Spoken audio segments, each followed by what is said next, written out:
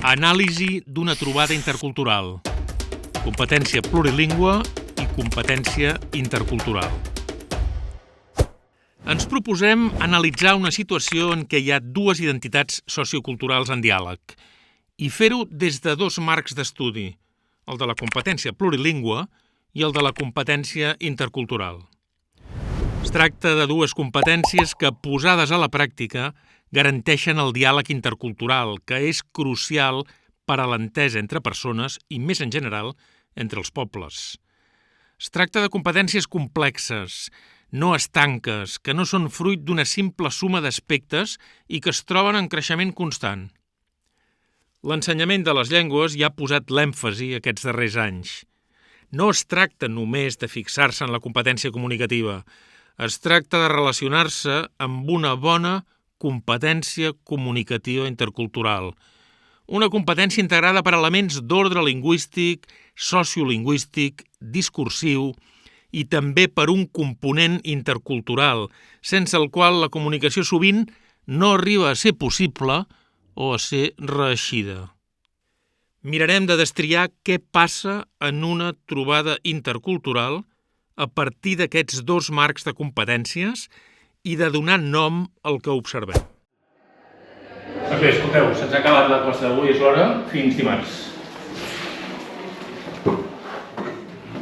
Les dues protagonistes de la trobada intercultural són Joana i Flor.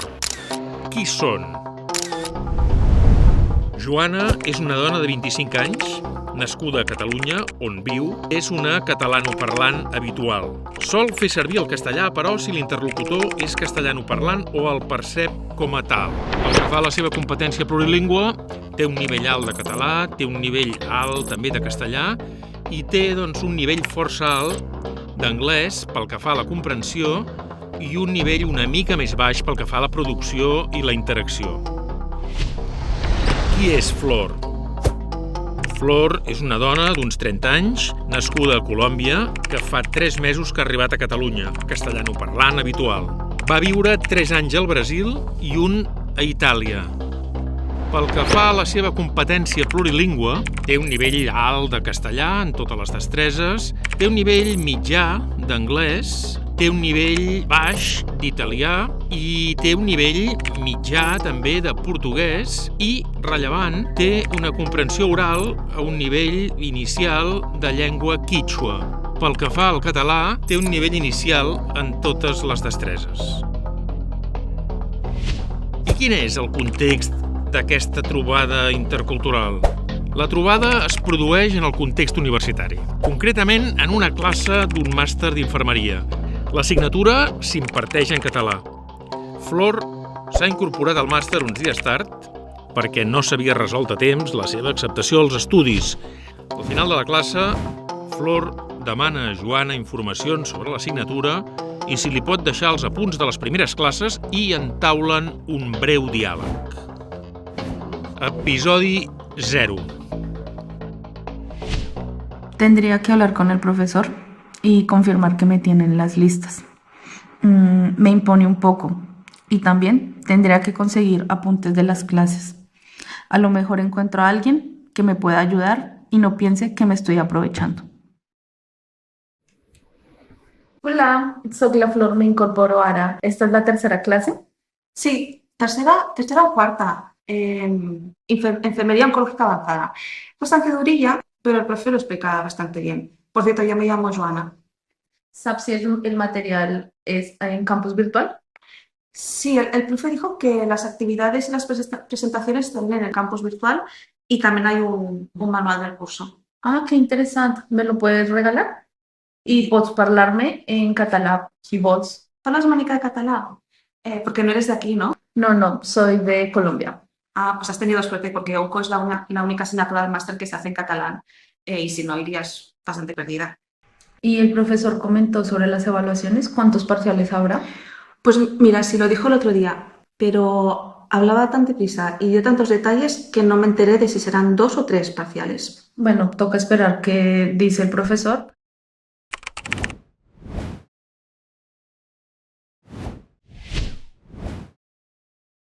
Flor té dubtes sobre si està ben vist o mal vist demanar els apunts de classe a un company i no sap si fer-ho o com fer-ho. També té dubtes de si adreçar-se al professor o no, perquè no sap com tractar una persona que representa l'autoritat i fins a quin punt la seva incorporació tardana és un fet mal vist pel professor i pels companys. Quan entren en contacte dues cultures acadèmiques diferents, és normal que les persones tinguin dubtes. A la conversa entre Flor i Joana hi ha diverses qüestions que es poden comentar relacionades amb els nostres marcs d'anàlisi. Veiem que Flor comença la interacció fent servir el català i que Joana li respon en castellà gairebé tota l'estona. Flor diu a Joana que li pot parlar en català perquè l'entén una mica, però Joana, amb ben poca empatia, continua parlant-li en castellà. Actua amb un prejudici fortament arrelat. Percep una persona amb trets que associa a algú sud-americà automàticament com algú a qui cal parlar en castellà. No actua tampoc d'acord amb la voluntat d'integració de Flor, ni la facilita en absolut. Encara situada en el mateix prejudici, Joana indica a Flor que el professor de l'assignatura és l'únic que fa les classes en català al màster i que ha tingut sort que no hi hagi més assignatures en català. Tot això passa quan ha acabat la classe, que Flor ha seguit aparentment sense problema. La situació, amb l'evidència que Flor entén mínimament el català i que vol que se li parli en aquesta llengua, seria òptima per fer servir el català i donar suport a la llengua minoritzada i un bon exemple de respecte cap a la diversitat lingüística. Fer servir el català en aquesta situació, amb les estratègies de mediació o de suport adequades, explicacions, repeticions, adaptacions, hauria estat una opció perfectament possible. En la seva estada a Catalunya, però, Flor ja deu haver tingut contacte, probablement, amb persones que tenen uns altres valors i que actuen de manera diferent pel que fa a les llengües. Un altre moment curiós de l'episodi es produeix quan Joana no pot respondre a una pregunta de Flor sobre el nombre d'activitats avaluatives de l'assignatura perquè el professor ho va explicar massa ràpid. És important adonar-se que la comprensió és, doncs, un fenomen complex i que no afecta només les persones que s'aproximen a una altra llengua. També observem en l'episodi un moment curiós. Es tracta d'un exemple de malentès, habitual en les trobades interculturals. Flor diu a Joana, «¿Me lo puedes regalar?», referint-se al manual de curs, davant la sorpresa de Joana. El significat d'aquest regalar és diferent del castellà peninsular.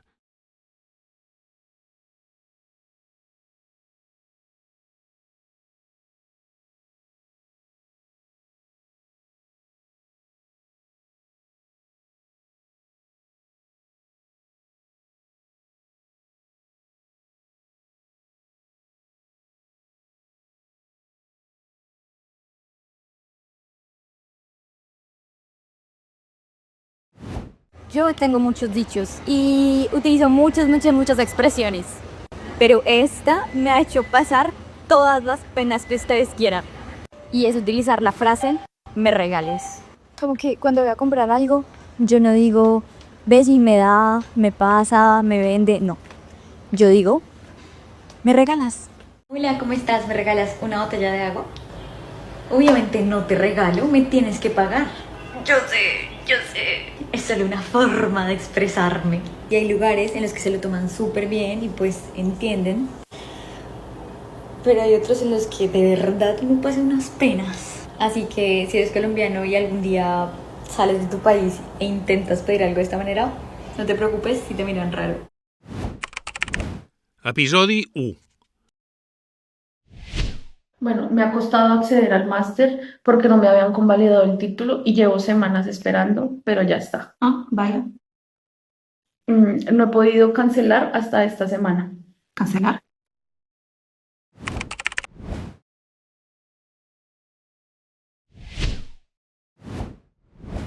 Tornem al malentès. Cancelar, a Colòmbia i Veneçuela, és pagar o saldar una deuda.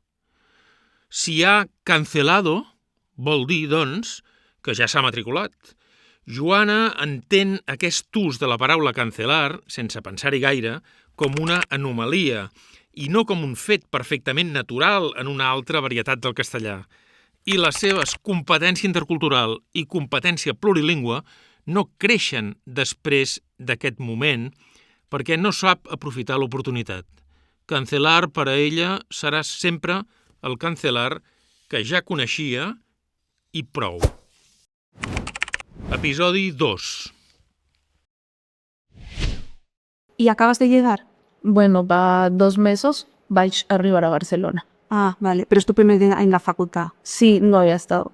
Vale, pues al final del pasillo está el bar y abajo están la biblioteca y la gestión académica. Y luego en otro edificio hay una asociación de alumnos argentinos, no sé. Lo que no encontrarás aquí es una capilla. Ok.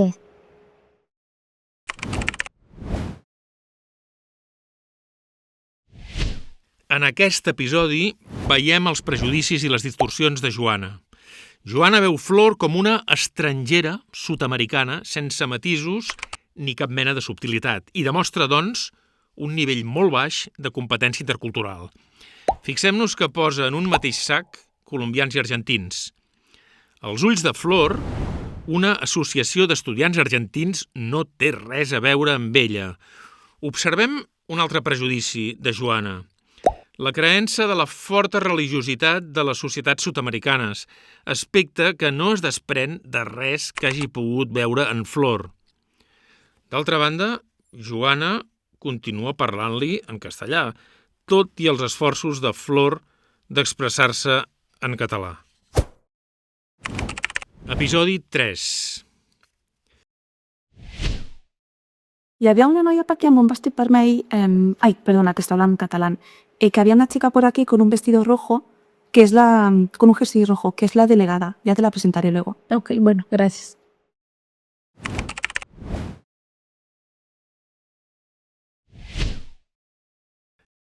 En aquest episodi veiem com, en un moment de la conversa, Joana diu la paraula vermell, un jersei vermell, en català, però de seguida tradueix la paraula pensant que Flor no l'entendrà. Curiosament, Flor té un perfil molt més plurilingüe del que pensa Joana.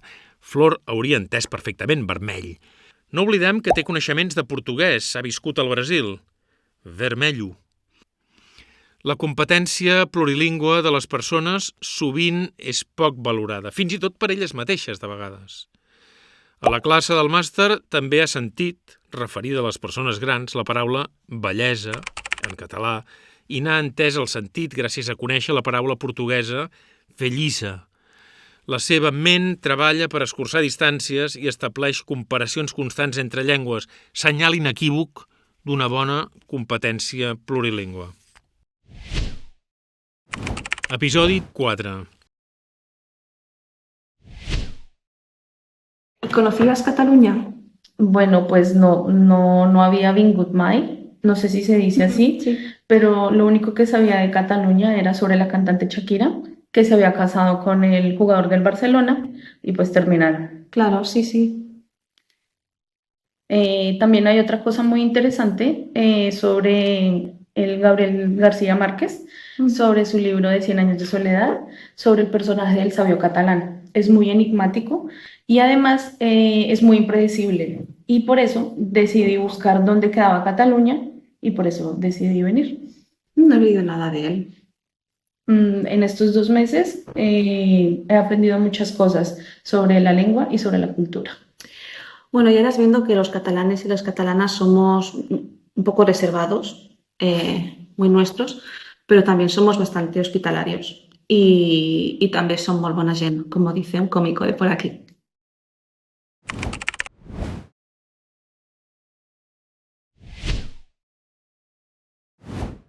Com veiem, en un moment determinat de la conversa, Joana i Flor parlen de Catalunya i la realitat catalana. Flor confessa que l'únic que en sabia era que la cantant colombiana Shakira havia estat casada amb un jugador de futbol de Barcelona i també que quan havia llegit 100 años de soledad li havia interessat la figura del sabio catalán, que és Ramon Vinyes, que apareix en l'obra. No en sabia res més i només molt vagament que existia el català. Flor manifesta que des de la seva arribada a Catalunya ha après una mica de català i que s'ha interessat per aspectes històrics, culturals o pels costums catalans. Joana, tot i el sentiment de superioritat que té, manifesta que no ha llegit res de García Márquez, Premi Nobel, d'altra banda, de literatura. Al final, comenta a Flor que els catalans tenen fama de ser molt tancats, encara que hospitalaris, sense consciència de les diferències de percepció que es produeixen dintre de la pròpia cultura. Episodi 5. Bueno, en Colombia tenemos aproximadamente 70 lenguas. Pero la mayoría las debe hablar muy poca gente, ¿no? Imagino que están a punto de extinguirse.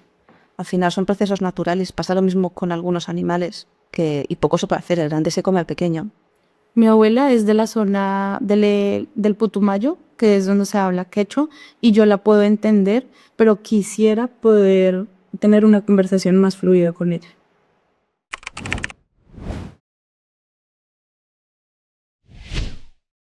És important que Flor té una competència plurilingüe més àmplia del que semblaria. Té una competència parcial en quítxua i també consciència del que són les llengües minoritzades i dels drets lingüístics universals. Joana no sembla interessar-se gaire per la diversitat lingüística ni per l'existència de la rica realitat lingüística colombiana, amb desenes de llengües minoritzades. No aprecia aspectes de l'altra cultura ni demostra tenir-hi cap curiositat. És exponent, per tant, Joana, d'un nivell baix de competència intercultural. Episodi 6.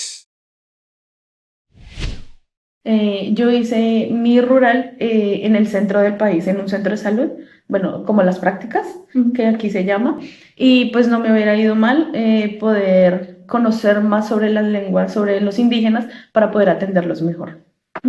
Aquí no tenemos estos problemas de comunicación. En las consultas médicas nos entendemos todos.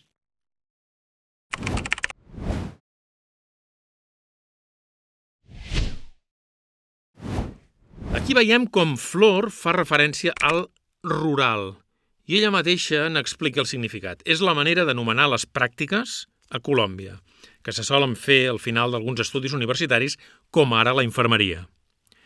Flor parla també dels problemes de comunicació, en alguns casos entre infermeres i població indígena, als centres de salut colombians per motiu lingüístic i de la idoneïtat de poder comprendre almenys algunes llengües indígenes.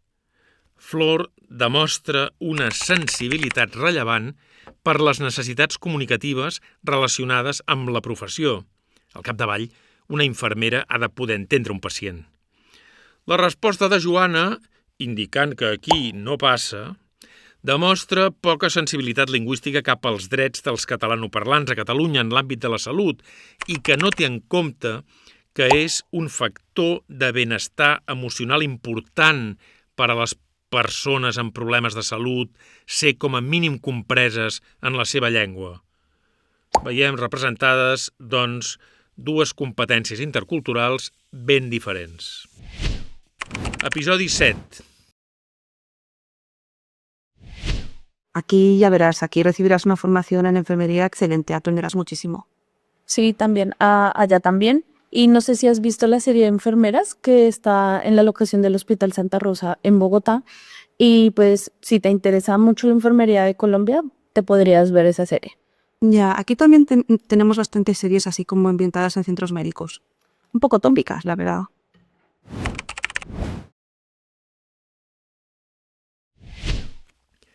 Veiem que Flor i Joana parlen de la situació de les infermeres a Catalunya i a Colòmbia. Joana dona a entendre des d'una posició de superioritat i etnocentrisme que aquí, a Catalunya, hi ha molt bona formació en infermeria. Considera, sense haver-hi reflexionat, que la seva cultura és superior a la de l'altra. Veiem també que, en un moment distès, Flor comenta que hi ha una sèrie colombiana que porta per títol Enfermeres, produïda per a RCN Televisión, ambientada en el famós Hospital Santa Rosa de Bogotà. Es tracta d'una sèrie de gran èxit a Colòmbia aquests darrers anys, amb més de 400 episodis, que retrata les vides de diversos infermers. Joana no dona cap importància a aquest producte cultural i al que en podria aprendre, i comenta que, efectivament, hi ha moltes sèries ambientades en centres mèdics. Joana mostra, doncs, una competència intercultural baixa. Episodi 8.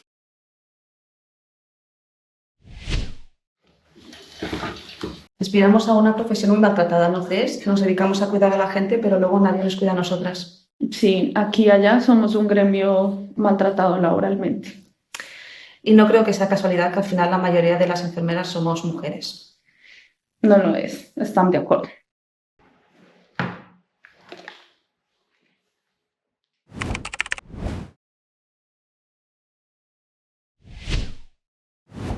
En aquest episodi podem observar un codi cultural compartit.